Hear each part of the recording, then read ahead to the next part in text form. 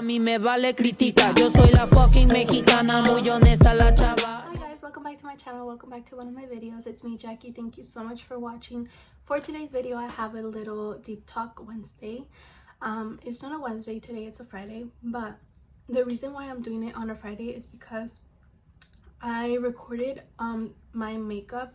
I recorded myself doing my makeup for an Instagram video, which if you don't follow me on Instagram, go ahead and do so. It's at jackieevangelista all together.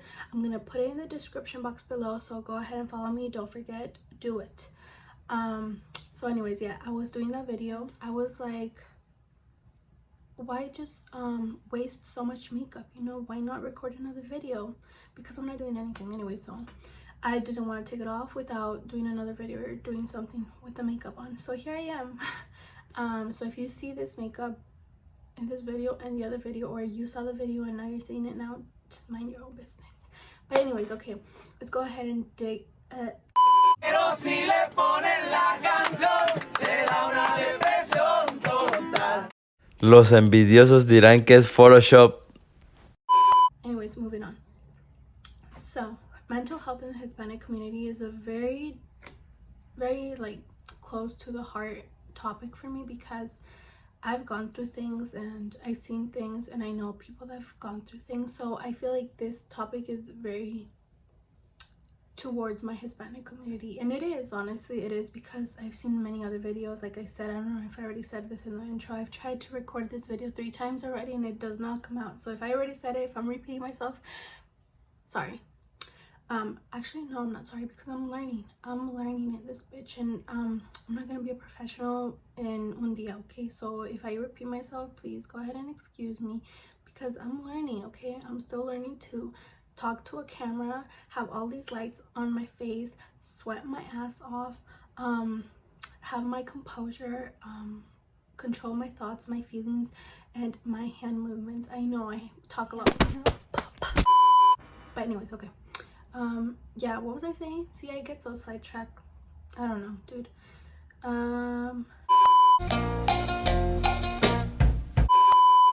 Editing this video is gonna be so hard. But anyways, as I was saying, is that in the Hispanic community, mental health is almost like frowned upon or shamed upon, because we don't really understand it. I feel like our parents or our grandparents or our uncles, like older generations in our Hispanic community, do not understand it, because even though they've gone through it, I feel like there's a stigma that guys cannot go through it, guys cannot cry, guys, like there's these certain stigmas in our culture that mess up with our heads in this country, you know? Because in this country we do talk about it. We talk about getting set,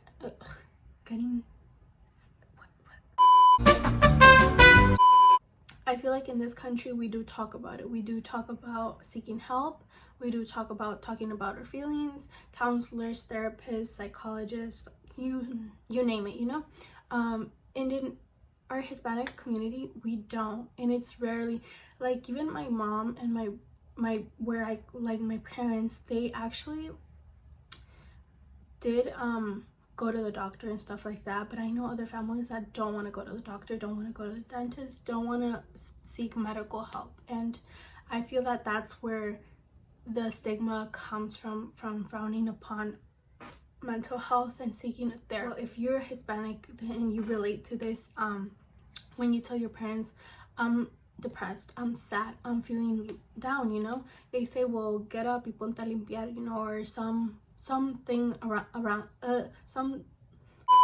can't talk, something along those lines, like eres una floja, no haces nada en la casa, like nomás estás de huevona and stuff like that, you know. And sometimes the worst thing is that in these cases, when your own parents are telling you these things, it's the worst, because you're already feeling down, you're already depressed, you're already feeling a whole bunch of feelings, and to have your parents say these things to you, I just think that that's the worst, you know? In my experience, I had it a little bit easier because my mom did go through that for a while in her life, but I feel like before she experienced that, she didn't understand what I was going through.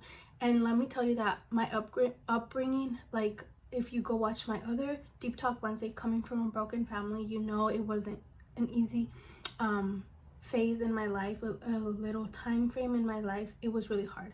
So mental health really kicked my ass, you know, and I really had to work on that for a really long time to get back and be better. So I went through that, and my mom really didn't understand it, but after that she did go through her own thing, so then she started understanding it more. For being Hispanic, obviously it's just very different from how they do things around here in the United States, or how obviously when you're in school you compare yourself a lot to Los Americanos, you know, that they're already doing their thing here, their family traditions, their family customs, you know, it's very different from ours in all ways. You grow up in this country knowing that it's okay to talk about your feelings, that it's okay to seek help, but then you go home and you feel like you can't do that because you're gonna be laughed at, or that's just showing that you are a little wussy or stuff like that, you know. So it's just really hard when the cultures clash like that. Like, honestly, if you know you're going through it, seek help. Like, it's better to be okay with yourself, with your like mental health, with your own body, with your own mind, with your own person. It's better to be good than to pay attention to what everyone is gonna say about you. If you pay attention to what everyone's gonna say about you, you're just gonna be living in that little situation, and you're just gonna not, it's just a cycle, and you're not gonna snap out of it unless you seek help, or unless you like totally doze off into another path that is not okay for you, you know. And I think we all know what path I'm talking about, like drugs and alcohol and all that. I mean, everyone has their own way of coping with things, and I understand that. I have my coping ways too that are not okay, but I just feel like if you seek help, there's a lower possibility of you seeking help or seeking feeling safe with something or with other people that are going to influence you to do certain things that you wouldn't have if you were okay. I don't know if that makes sense. I'm probably just rambling, but point is, if you are going through it and you know you're going through it, or you know somebody that's going through it, seek help. It's 10 times better, it's a million times better to be okay with yourself, to be okay for you first, so you can achieve your goals, your dreams, so you can be somewhere in life, so you can have a happy family, have a happy home, and give a good example to your kids once you are in that stage of your life, to let them know that it's okay to have feelings, that it's okay to cry, that it's okay, especially for guys, because I know in our culture, in our Hispanic culture, guys are raised by their parents, by their dad, telling them that they're not allowed to cry, that's not very guy-ish or man, you know. And I just think that that's very wrong, because we're all human, we all have emotions, we all have our struggles, you know. So it's okay to once in a while let go, it's okay to get it all out of our system, it's okay to detox from those feelings. And honestly, I feel like when you're having an issue and you cry about it, I just feel like it relieves so much, and I just feel like it just gives you another like relief to keep pushing. And I'm not saying that the only way out is seeking a therapist, I'm not saying that. I'm saying seek help with whoever you feel that is gonna benefit you, that is gonna help you. Put your good judgment to it and use it, because obviously if you think that your friends are gonna help you, it's, you know, it's totally fine. Your friends are your friends, and you can go ahead and spill everything you have with them, and I'm pretty sure if they're good friends, they're gonna be there for you. So go ahead and do that. I'm not saying that therapist is the only way out, that you have to pay tons of money to get help. I know I can rely a lot on my mom because we've been through similar situations. I know I can rely on my cousins. I know I can rely on certain people. So I'm not saying therapist is the only way out. I was saying, I don't know if I finished saying my story, but yeah, I went through therapy in my younger days, and I went for a year, I think. Not willing, like I didn't want to go. I went to therapy for like a year and I didn't want to go. I was forced to go by my mom. and then I turned 14, I believe, or 16, I don't know. There's an age where you can where if you don't want to go, you don't go. So I turned that. I don't know if it was 14 or 16. I think it was 14, but I'm not sure. Anyways, because I think in Oregon it's 14, but in any other state I think it's 16. I'm not sure, but yeah, something along those lines. Anyways, so I turned that age and I signed a paper saying that I didn't want to go to that anymore because I just didn't want to go. So I left, and when I left, you know, the first couple months I was like, you know what, like I don't need that. Like I know what I'm doing. I know how to control my feelings. I know what to do. I was wrong.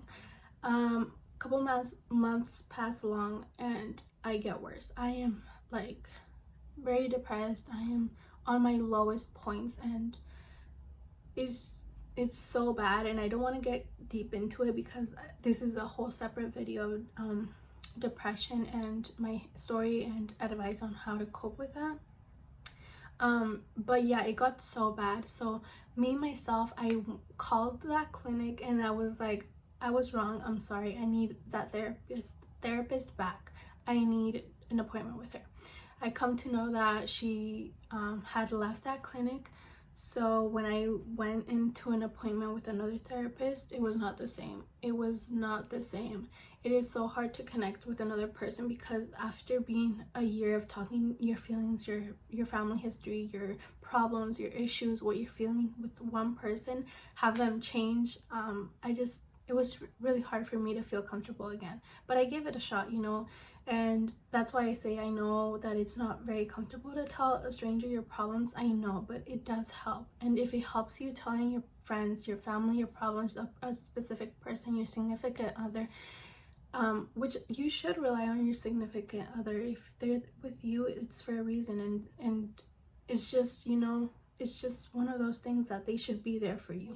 When I was in high school, I used to say I wanted to become like a therapist or like a social worker or something that helps people, and specifically I wanted to help kids my age because, like I said, I did go through a lot. So if I really had the support, I think I would have gone to school for some sort of that thing. Then I changed my whole mind to the dental field and all that, but that's another whole story. As a person, as a Latina, as a girl, as a fellow friend, if you want to call me a friend, it's just seek help, you know. If you don't have the resources, then I would say take it upon your own hands to make yourself feel better. In that sense, it's go to the gym, keep yourself busy, have your goals very present. I would write them out really big on your board on a paper and have them really focused there. I would say so you can see them every day, and so you can be reminded, yes, this is what my goal is and this is what I'm doing today to get closer to it. And just having in your mind very present that you have to take care of yourself. The priority of yourself is you and no one else. And you can't, if you're going through school, if you're going through problems, if you're having issues, put yourself as a priority. Your mental health is first, because if you can't fix your mental health issues, you're not going to be able to be as productive as you would want to be for other tasks.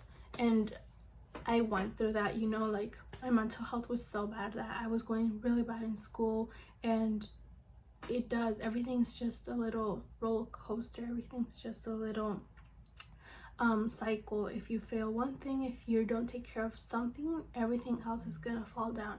And I just think it's good to understand it, and for our Hispanic community to understand it. That's everything I have, and I'm sorry I rambled so much and I was all over the place. I didn't have my notes today with me, so it was just a spontaneous video, so I'm sorry about that. And if you speak Spanish, hopefully I can make another video in Spanish about all this issue, but in Spanish, and maybe that one's a little bit more organized.